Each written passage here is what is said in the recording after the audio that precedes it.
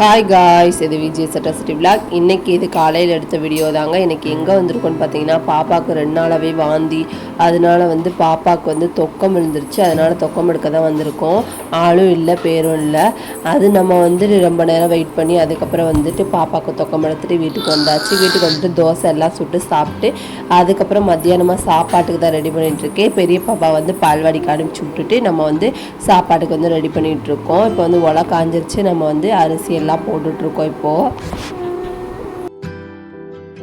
நம்ம சேனலை first time பார்க்குறீங்கன்னா சப்ஸ்கிரைப் பண்ணாதவங்க சப்ஸ்கிரைப் பண்ணிக்கோங்க. பக்கத்தில் இருக்க பெல் ஐக்கானையும் கிளிக் பண்ணிக்கோங்க.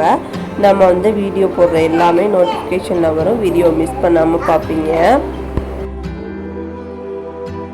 அரிசியெல்லாம் கழுவி போட்டாச்சு. அதுக்கப்புறம் தண்ணி கொஞ்சம் கூட இருந்துச்சு. அதனால் தண்ணியை கொஞ்சம் ஒரு செம்பு மோந்து வச்சுட்டு அப்புறம் உப்பு போட்டுட்டு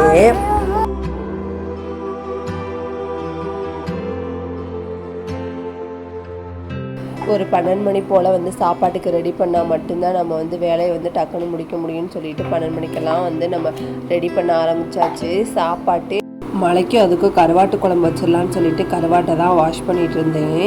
கருவாட்டு குழம்புக்கு தக்காளி அறுத்துக்கலாம். 4 தக்காளி பொடியாக அறுத்து போட்டுக்கோங்க. இது அடித்து ஊற்றினா தான் நல்லாயிருக்கும். அதனால் தக்காளியை நம்ம அரைச்சி ஊற்றிக்கிடலாம்.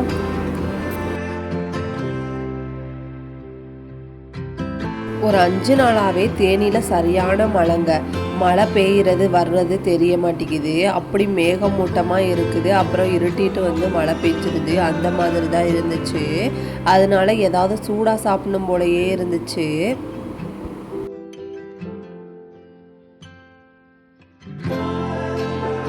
இப்போ ஒரு பெரிய சைஸ் தக்காளி சேர்த்துருக்கேன். 4 தக்காளி அரிசி சேர்த்துருக்கேன். இப்போ நம்ம மிக்ஸி ஜாரில் அடிச்சுட்டு வந்துடலாம். போயிட்டு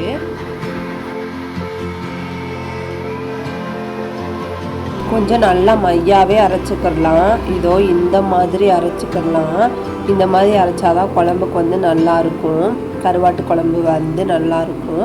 இப்போ கருவாட்டை வாஷ் பண்ணி எடுத்துக்கிடலாம். இது மண்டை தனியாக எடுத்துடணும். குழம்புல மண்டை நான் சேர்க்க மாட்டேன். மண்டையை பிச்சு எடுத்துக்கிடலாம். பிச்சு எடுத்துட்டு நம்ம போய் இதை மட்டும் போட்டுக்கிடுவோம். இப்போ தனித்தனியாக பிச்சு எடுத்தாச்சு. இப்போ நம்ம குழம்பு வைக்க ரெடி பண்ணிடலாம். ஒரு கடாயை வச்சுக்கலாங்க. வச்சதுக்கப்புறம் கொஞ்சமாக எண்ணெய் சேர்த்துக்கலாங்க. எண்ணெய் கொஞ்சம் கூடையே சேர்த்தா நல்லது. நம்ம நல்லெண்ணெய் சேர்த்துருக்கனால நல்லெண்ணெய் சேர்த்துக்கலாம். நல்லெண்ணெய் கருவாட்டு குழம்புக்கு டேஸ்ட்டு கொடுக்கும். அதனால் எண்ணெய் சேர்த்தாச்சு. இப்போ கடுகு சேர்த்துக்கலாங்க. இந்த பக்கம் குழம்புக்கு ரெடி பண்ணிகிட்டு இருந்தேன். அடுத்த அடுப்பில் நம்ம சாப்பாடு வச்சாச்சு.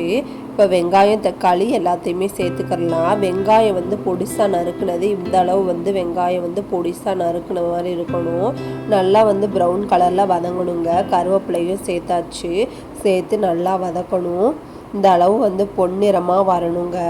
அதான் டேஸ்ட்டு நல்லாயிருக்கும். இந்த கிளைமேட்டுக்கே சளி பிடிச்சிருச்சுங்க. அதனால தான் வாய்ஸ் கொஞ்சம் கரகரன்னு இருக்கும். கொஞ்சம் அட்ஜஸ்ட் பண்ணிக்கோங்க. இப்போ தக்காளி சேர்த்துக்கலாம் அரைச்சதை. இப்போ சேர்த்துட்டு கொஞ்சமாக உப்பு சேர்த்துக்கணும். உப்பு சேர்த்துட்டு நல்லா கொதிக்கணும். இப்போது கொதிச்சு வரணுங்க. அப்புறமா வீட்டிலையே அரைச்ச மசாலா 2 ஸ்பூன் அளவு நம்ம சேர்த்துருக்கோம். சேர்த்துட்டு கொஞ்சம் தண்ணி சேர்த்துட்டு நல்லா கொதிக்க விடணும்.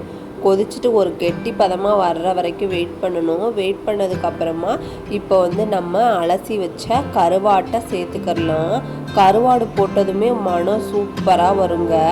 கருவாட்டு குழம்பு வாசனை தூக்கும். இதுக்கு களி செஞ்சு சாப்பிட்டிங்கன்னா சூப்பர் டேஸ்ட்டாக இருக்கும். நீங்களும் ட்ரை பண்ணியிருக்கீங்களான்னு சொல்லிட்டு கமெண்ட் பாக்ஸில் கமெண்ட் பண்ணுங்கள். அப்புறமா நல்லா கொதிச்சுட்டு இருந்துச்சு. குழம்பு நல்லா கொதிச்சுக்கிட்டு இருந்துச்சுங்க. இந்த அளவு நல்லா வத்திருச்சு பாருங்கள். சூப்பரான கருவாட்டு குழம்பு இப்போ ரெடி ஆயிடுச்சு. இதை சுடு சாப்பாட்டில் போட்டு சாப்பிட்டா அமிர்த மாதிரி இருக்கும். நீங்களும் ட்ரை பண்ணி பாருங்கள். அப்புறம் சாப்பாடு வெந்துருச்சு. சரின்னு சொல்லிட்டு வடிச்சு விட்டுட்டேன் சாப்பாட்டை.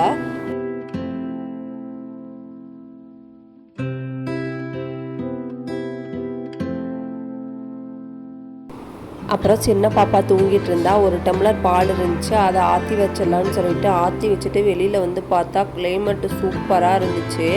ஏன்னா மேகமூட்டமாக அப்படியே இருந்துச்சு, மழை பெய்ய அப்படியே கொஞ்சம் நேரம் ஸ்டாப் ஆக அப்படி தான் தேனியில் இருந்துகிட்ருக்கு கிளைமேட்டு. இந்த வீடியோ பிடிச்சிருந்தா லைக் பண்ணுங்கள், ஷேர் பண்ணுங்கள், கமெண்ட் பண்ணுங்கள், நம்ம சேனலை சப்ஸ்கிரைப் பண்ணுங்கள்.